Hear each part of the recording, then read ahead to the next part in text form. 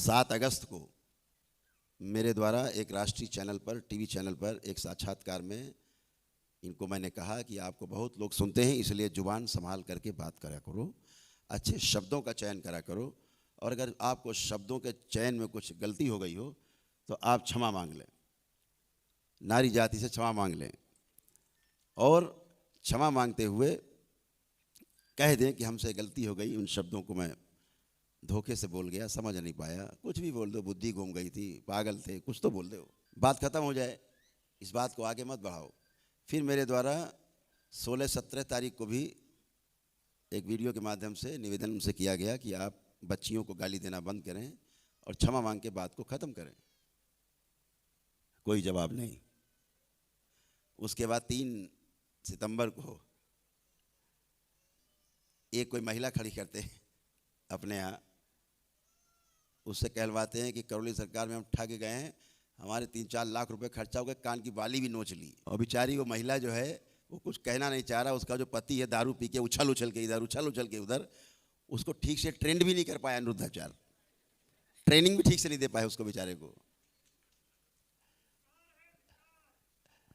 और पता लगा केवल वो दरबार एक बार आया 2021 में, कभी 21-22 में। दरबार की प्रक्रिया आपको पता ही है, जो सक्षम नहीं उनका दरबार निशुल्क भी सारा वैदिक प्रक्रिया कराता है। कई बार तो ऐसा होता है कि जब मेरे समक्ष वैदिक प्रक्रिया करके सामने आते हैं तो आप लोगों ने देखा होगा, आप तो दरबार के शिष्य हो बाबा के,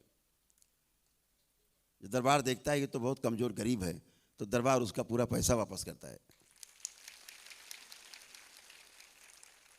तमाम दूसरे मजहब के लोग आते हैं, दरबार उनका निशुल्क इलाज करता है, शिविर लगा करके इलाज करता है कि 14 वर्ष तक के बच्चे हों या बहुत गरीब हों, बीपीएल कार्ड धारक हों या असाध्य रोगी हों, जिनको डॉक्टर्स ने मना कर दिया सदा के लिए कि घर ले जाओ और घर में मर जाओ, अब हम काम कर चुके पूरा, हमारे कांड कर दिया, अब तुम ले जाओ, हमने खून पूरा चूस लिया, अब तुम घर ले जाओ इसको। तो ऐसे लोगों का दरबार शिविर लगा करके, देखा होगा आपने, बराबर सभी की वैदिक प्रक्रिया कराता है। लोग पद यात्रा करके आते हैं, निःशुल्क पुण्य प्राप्त करते हैं, स्वस्थ होते हैं। कुछ लोग नमन करके, घर में ही नमन करके, प्रार्थना पूजा करके वहाँ स्वस्थ होते हैं। बहुत से लोग, अभी तमाम लोग बीच में बैठे हैं आपके गेरुए वस्त्र में, केवल दीक्षा ली है इन्होंने और अपने प्रार्थना, अपनी ध्यान साधना से ये स्वस्थ होंगे। बस एक दिवसीय प्रक्रिया में क्या है कि एक दिन में ही सारे काम निपट जाते हैं, एक दिन में ही सारी गंदी नकारात्मक रोगी स्मृतियां नष्ट हो जाती हैं। पता ही आपको, आपको अनुभव है सबको। बाकी जो स्लो स्लो कर रहे हैं तो धीरे धीरे जाता है, जिसको जैसी आवश्यकता है वो करता है। तो इन लोगों को बहुत विचारों को खुजली होने लगती है, एकदम से खुजली होती है। ऐसे कैसे, ऐसे कैसे ठीक हो जाते हैं लोग एक दिन में? एक दिन में कैसे हो जाते हैं? एक दिन में अपने माँ और बाबा की कृपा से, भोलेनाथ और माता की कृपा से ठीक हो जाते हैं, माता महाकाली के आशीर्वाद से ठीक हो जाते हैं, अपने अपने आस्था, विश्वास, श्रद्धा के दम पर, अपने अपने संकल्प और प्रार्थना के दम पर ठीक हो जाते हैं। आके तो देखो। तो ऐसे लोग प्रयास करते हैं कि आवाज को दबा दिया जाए। दरबार ने कहा तुमने गलत जगह नंबर डायल किया है, रॉन्ग नंबर। ये दरबार ना तो दबता है और ना किसी को दबाता है, ये दरबार सीधे सीधे न्याय करता है, क्योंकि यहाँ माँ और बाबा विराजमान है। और इस न्याय के लिए कोई अदालत नहीं लगानी पड़ती। पूरी सृष्टि में, पूरे संसार में शिव और शक्ति की अदालत 24 आवर्स ऑन है, सूक्ष्म जगत में ऑन है, न्याय होता ही रहता है, दंड और पुरस्कार मिलते ही रहते हैं लोगों को।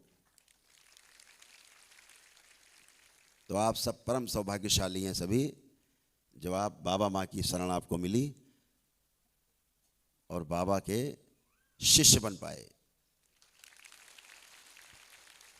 अद्भुत, बहुत अद्भुत।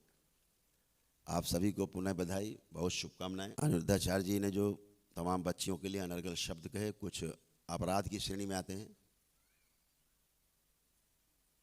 तो उनके विरुद्ध मेरे पास तमाम एप्लीकेशन आई हैं दरबार के शिष्यों से, भक्तों से, कि वो अपने अपने ज़िलों में, अपने अपने प्रदेशों में इनके नारी विरोधी कुकृत्यों के खिलाफ संविधान के विरुद्ध जाकर के बच्चियों को अपमानित करने के लिए हमसे मांग की गई है। तमाम एप्लीकेशन आई हैं दरबार में कि अपने अपने ज़िलों में, अपने अपने प्रदेशों में वो इनके विरुद्ध मुकदमा कराना चाहते हैं, न्यायालय में जाना चाहते हैं। अच्छा रहेगा, इसी बहाने इनको यात्रा करने का मौका मिलेगा जगह जगह।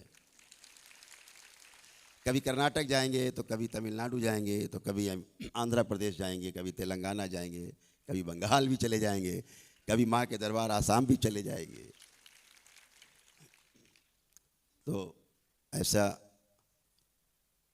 कहा है, इस पे जो यहाँ की जो कानूनी समिति है वो उस पर विचार कर रही है क्या करना है।